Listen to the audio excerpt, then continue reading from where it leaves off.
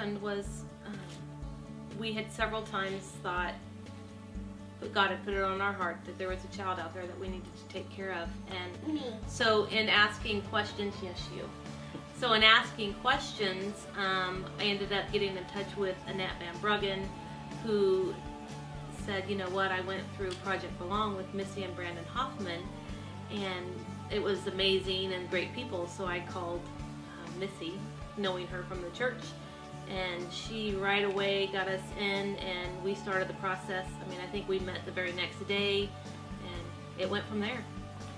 Yeah, I think that was part of the hang up the first time was it just didn't feel right, and the fact that you guys offered a Christian-based MAP program and roadmap through to the adoption was really suiting to us, and quite frankly, after going through it, we understand now why that is, because I don't know how you could possibly do this without your faith being intact and praying about it.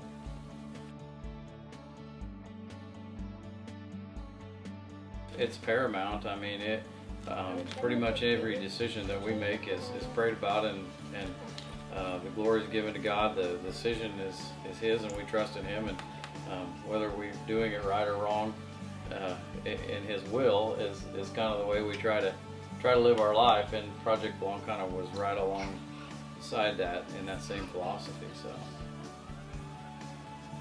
I think that's exactly right. If it wasn't for having God in our life and faith, I don't think you could make this possible, because it takes a lot of prayers.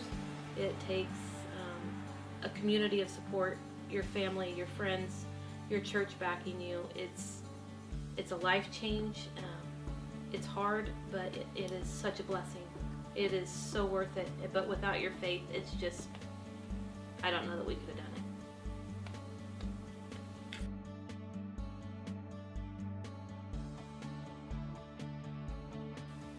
yeah, I've said this all along. I think the helpful thing was that you guys had the actual experience of the adoption process, as opposed to somebody who may have never adopted, walking you through the process.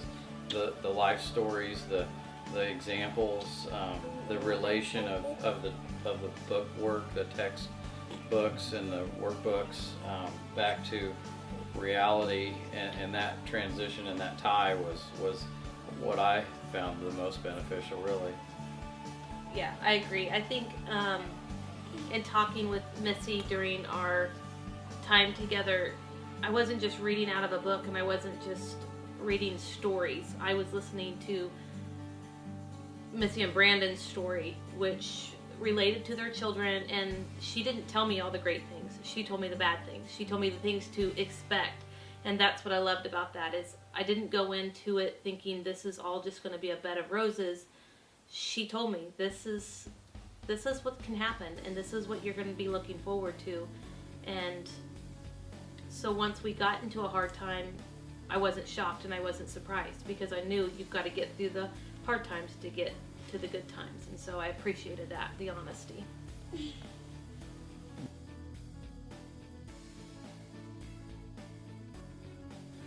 I found it quite beneficial. I enjoyed that probably more than the textbook, workbooks, whatever you call them. To me, that some of those were some of the stories were a little disturbing, and you know they didn't. You found them hard to believe sometimes that stuff worked, but the reality of it was that has taken place or does take place. But to tie it all together, that and having it there at the end, I liked having it at the end. I know you guys usually do it at the beginning, but I liked having it to tie it all together. I think if I watched it initially to at the beginning, or went through that lessons on the Christian core training, I would have probably not gotten as much out of it, I guess would be my thoughts. I agree. I liked having it towards the end. It just kind of made everything feel so real at the end of it. And for me, it was just, my heart was already invested. I had already been praying for this child out there. Didn't know who, but so at the end when we had that part, it was, yeah, it hit home. It was a reaffirmation that yes, we were doing the right thing.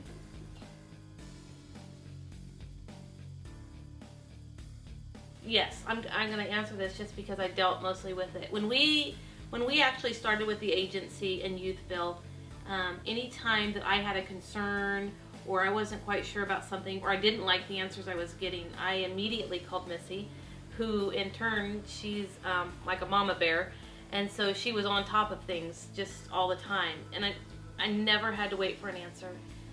I would call Missy, and immediately within an hour or whatever, she had an answer for me, or she had somebody from Youthville calling me.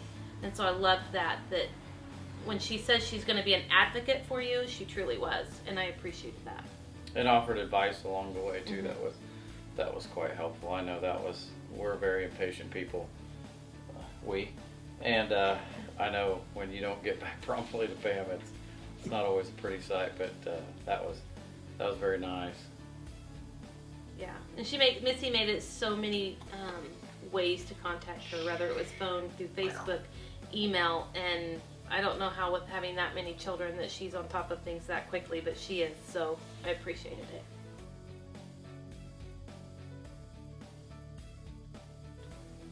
For me, when I was sitting at church, and one of the first times it hit me is, I think even before it was Project Belong, I'm not even sure, but Missy and Brandon had done a video at our church, and it was talking about all of the lost children out there and all of the children that needed help, and the fact that if just one family in every church would take one child, that there would be no children in foster care. Hit home. And it was, I think at that time, that it was just kind of like, man, we need to step up and we need to do something because we could be that one family here. And so I just, I think it's scary, it's sad that just one family out of every church needed to step up, and I think that needs to happen. Well, yeah, and we're called to care for orphans and widows, and so if we're going to be pew setters, or if we're going to take action, the church is the place to do it. We're called to serve, we're called to care for orphans, and I just feel like that's the place where the rubber hits the road, and you either answer your calling or you don't. If it's on your heart or it's not, and so I guess I kind of take it as a challenge somewhat to either step up to the plate and do what you're called to do, or don't. So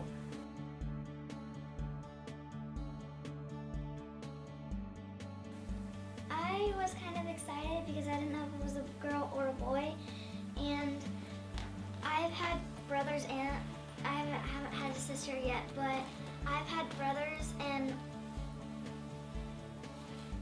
one of them's old and he's not living with us anymore, so I was excited that we might get a brother or a sister so that I could play with them at home. What do you think about this whole process?